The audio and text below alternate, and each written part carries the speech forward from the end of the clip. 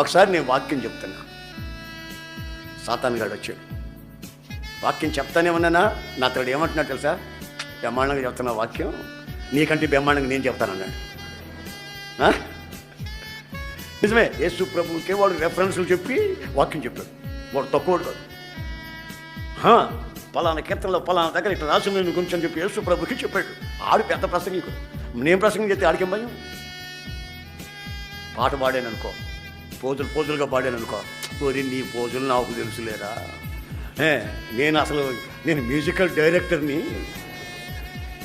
నేను రెక్కలు ఎలా విప్పానంటే పిల్లలు గోగులు వాయించినట్టుగా వాయిస్తాను, ఆ రాగాలు ఆ ఆనందాలు అవి పేరురా, నీకేం తెలుసు, నేను అట్లా పాడుతాను అంటాడు వాడు.